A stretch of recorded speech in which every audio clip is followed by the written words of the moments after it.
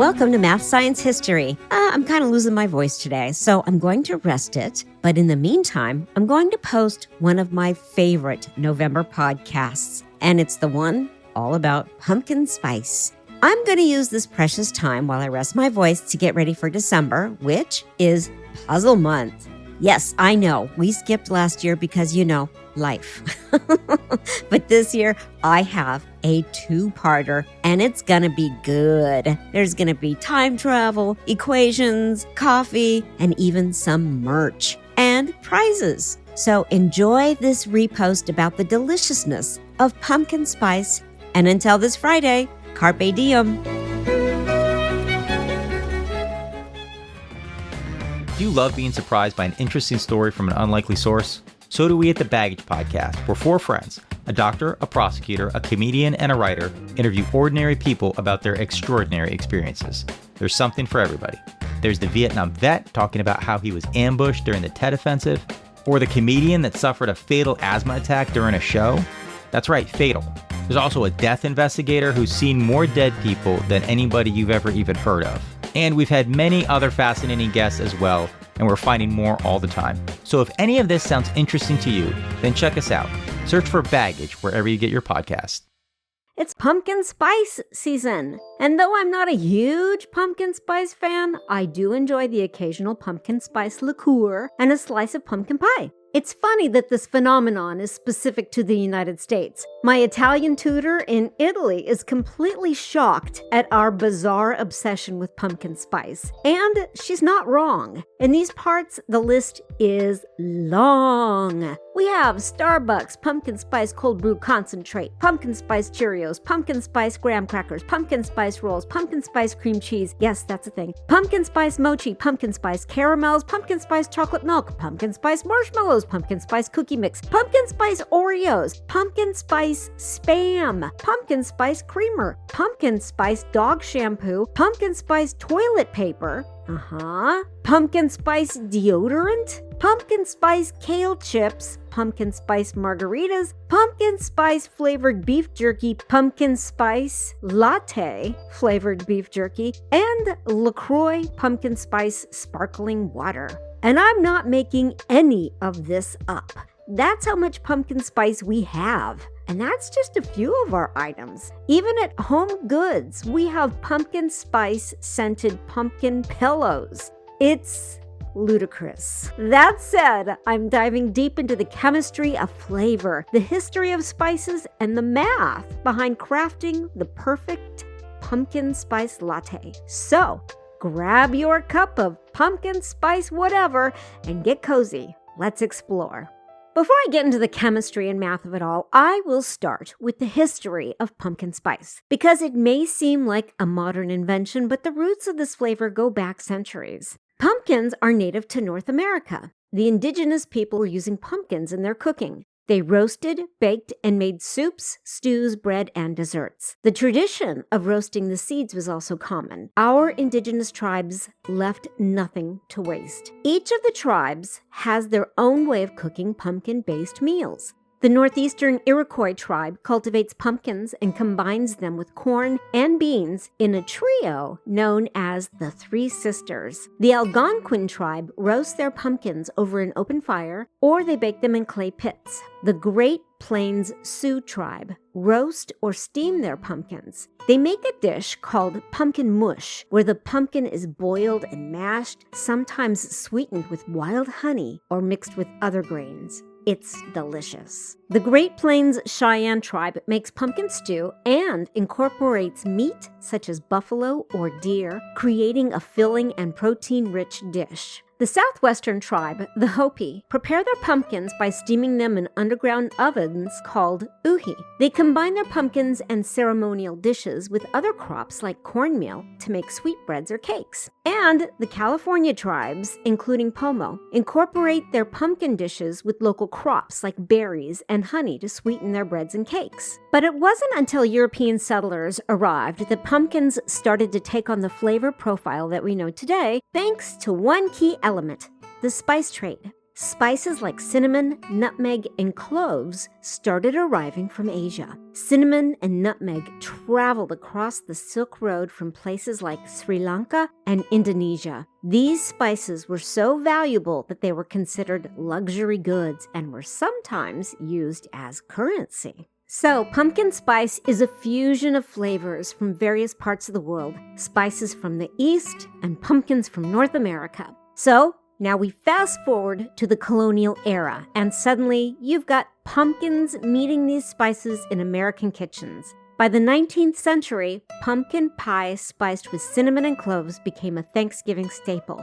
And from there, it was only a matter of time before someone thought, hey, this would go great with coffee. So now we're going to go into the chemistry of pumpkin spice. What is it about pumpkin spice that makes it so irresistible? Well, it's not just about taste. It's also about chemistry. Each of the spices in a pumpkin spice blend include cinnamon, nutmeg, cloves, and ginger, and they contain a volatile organic compound, also known as a VOC. When you heat or grind spices, these molecules evaporate into the air, giving them their strong aroma. So I'm going to break it down. Cinnamon contains cinnamaldehyde, the compound responsible for its warm, sweet flavor. Nutmeg has a chemical called myristicin, which adds a slightly nutty, earthy taste. Cloves are packed with eugenol, which gives them that spicy, almost medicinal bite. And ginger has gingerol, which gives it both spiciness and a bit of sweetness. But these compounds don't just create flavor. They interact with our brain's olfactory system, triggering emotional responses. The olfactory system consists of specialized sensory cells located in the olfactory epithelium in the nasal cavity. These receptors are sensitive to specific chemical compounds. So, when these VOCs enter the nasal cavity, they bind to these olfactory receptors, activating them.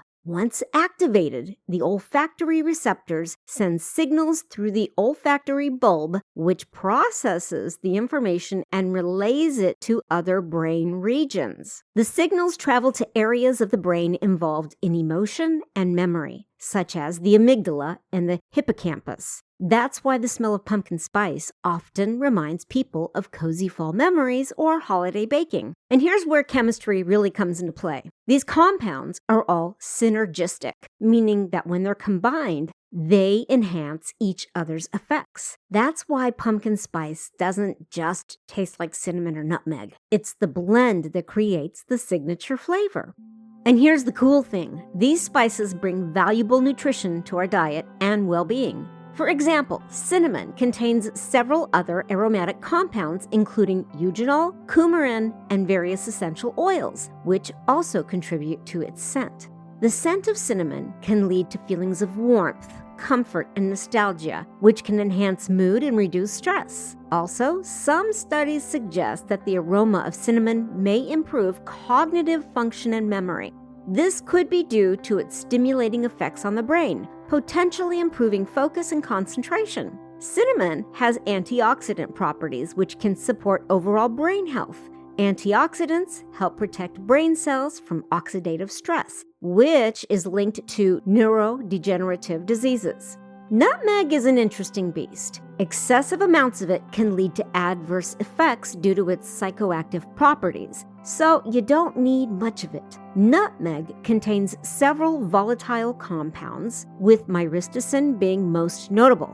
Other compounds include eugenol and safrole, which contribute to nutmeg's distinct aroma. It's similar to cinnamon and can enhance your mood and reduce anxiety. Nutmeg has some great nutritional value. It has vitamin B6, essential for our metabolism and brain health. It also has vitamin C, which supports our immune system and skin health. It has manganese, which is valuable for bone formation and metabolism. It has copper, which is essential for iron absorption and red blood cell formation. It also has magnesium, which provides over 300 biochemical reactions in the body, including muscle and nerve function. Nutmeg has plenty of antioxidant and anti-inflammatory properties. Cloves provide vitamins, minerals, antioxidants, and anti-inflammatory properties, which are great for people who struggle with arthritis. Cloves have vitamin C, antioxidants, and vitamin K, which are vital for blood clotting and bone health. And like nutmeg, it holds manganese, calcium, and magnesium minerals. And as I noted before, they are rich in eugenol, which combats oxidative stress and might reduce the risk of chronic diseases. The cool thing about cloves is that they have been shown to possess antimicrobial properties, which can potentially aid in oral health and fight bacteria in the mouth. And like any other spice, it's important to consume cloves in moderation because too much of the spice can lead to gastrointestinal issues, liver damage, increased bleeding risk, allergic reactions, hormonal imbalances, neurological effects, and oral irritation. Good times. Finally, ginger has vitamin B6 and vitamin C. B6 is suitable for your metabolism and brain health, and vitamin C, as Linus Pauling showed us, is an antioxidant that supports our immune system. Ginger also has potassium, which is excellent for heart health, muscle function, and maintaining proper fluid balance. What I like about ginger is its anti-inflammatory effects, which are great for people who struggle with arthritis. Also, I discovered this next tip decades ago while on a trip to Hawaii with my husband. He got seasick while we were on a boat to go snorkeling, and they gave him a bag of ginger to munch on, and it worked. Ginger is the perfect go-to for motion sickness, like when you're on a boat or traveling on a bus or a car for long distances. Now I'm going to go into the nerd behind the perfect pumpkin spice latte. Unbelievably, there is more math and science in your pumpkin spice latte than you might think. We'll be right back after a quick word from my advertisers. Today's baristas are our modern-day chemists. They use precise measurements and tools, thermometers, scales, angles, analysis, and knowledge that many of us are completely unaware of. Here we go. First, let's do some coffee talk. You know I love my coffee. And the perfect latte involves the ideal espresso. But first, a short message from the podcaster. While we're talking about coffee, come visit me at mathsciencehistory.com. And while you're there, if you like what you're reading and you like what you're listening to, click on that coffee button and buy me a cup of coffee, or 2 or 3 or 4, because every cup of coffee that you buy helps to pay for this podcast and all the expenses that go into making it. It doesn't even have to be a full cup of coffee. It could be a $3 donation. And I really appreciate those coffees that I get. And I really appreciate all of you who have bought a virtual coffee for me and continue to buy those monthly coffees. I appreciate you all so much. Thank you for keeping this podcast going. Anyhow, back to the coffee talk.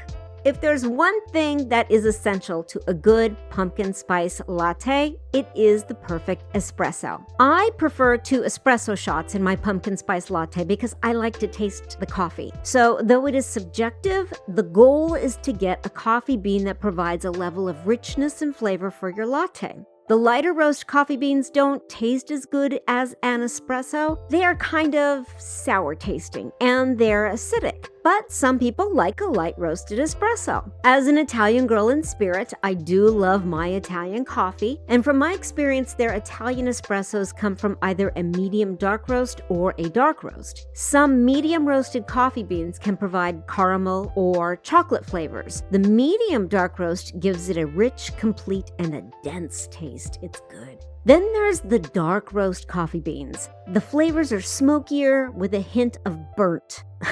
So if it tastes too burnt, then it's probably a Starbucks.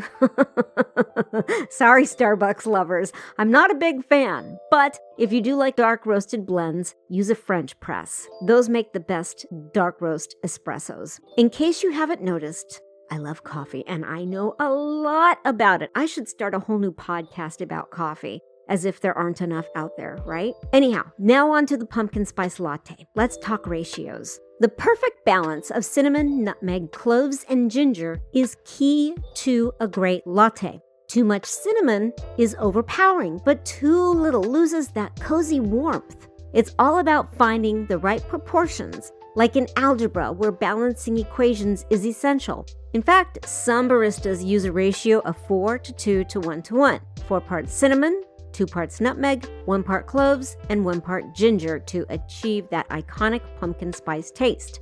For the pumpkin taste, you can either make your own pumpkin puree or buy it in a can. I personally like my pumpkin spice latte with pumpkin puree because it gives it that rich, smooth, pumpkin-y flavor. Some people like a liquidy pumpkin spice latte, but I like mine with a thicker texture. So you can reduce the pumpkin puree by simply putting it in a saucepan on medium to low heat and stirring it until it's thicker. It's all about personal preference, but if you're in a rush, pumpkin syrup works too. Or I've even heard about pumpkin butter, and I've never had a pumpkin spice latte with pumpkin butter, but if you have, please reach out to me on the socials or leave me a comment on my blog at mathsciencehistory.com and let me know how it tastes. It kind of sounds good.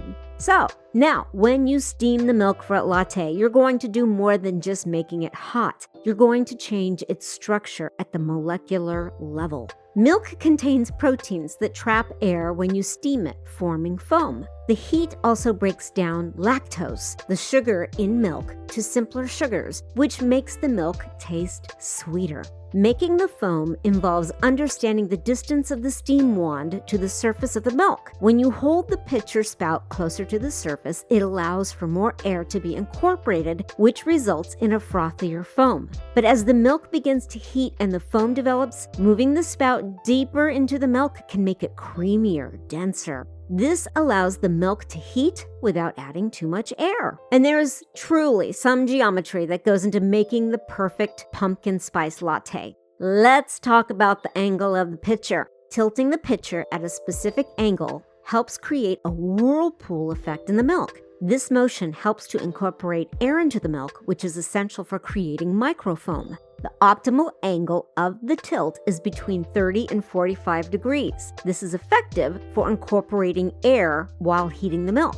The angle can be adjusted based on the desired texture of the foam. A steeper angle can create denser foam, while a shallower angle might produce lighter foam. In my last podcast, I talked about tribology and how the study of tribology is also used in fluid flow, and this plays into this podcast. Pressure, speed, and control of the pouring technique can influence the foam's consistency. Pouring too quickly can lead to large bubbles. In contrast, slower, controlled pour helps create a velvety microfoam that blends well with the espresso.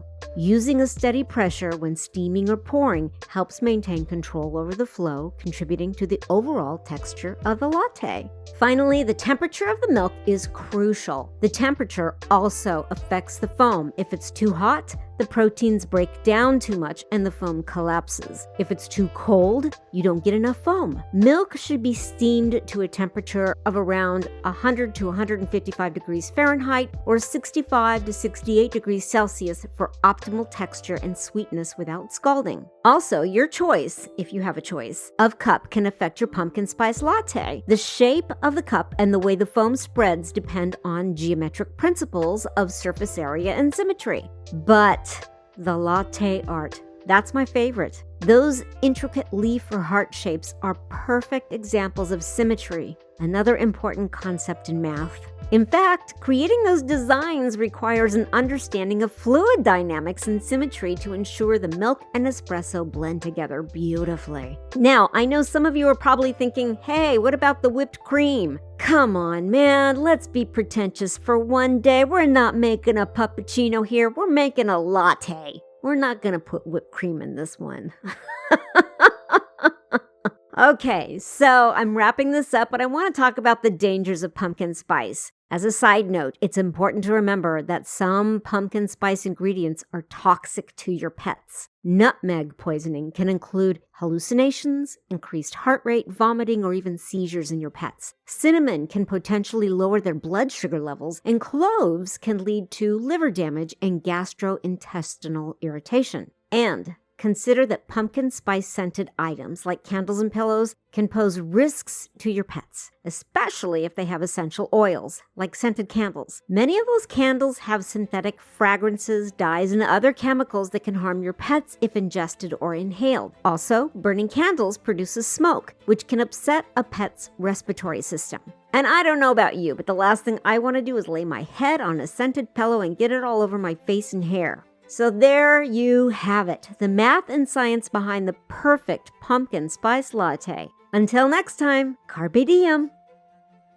Thank you for joining me at Math Science History. Please remember to subscribe to the show. Also, if you could please leave a rating or a review, it would be really appreciated. Because those ratings and reviews really do help to increase my listenership, which help to get me more sponsors, which help me keep the podcast up and running. If you want to learn more about the history of math and science, please visit me at mathsciencehistory.com. If you like what you're listening to, and if you like what you're reading, please feel free to click on that coffee button and buy me a cup of coffee. Every cup of coffee that you buy helps me pay for the expenses that go into making this podcast. Also, if you're interested in leaving me a comment or chatting with me, you can always find me on your preferred social media platform, including X, Instagram, Facebook, LinkedIn, Goodreads, TikTok, Threads, etc., etc., etc. Just go to Google and search for Gabrielle Burchak.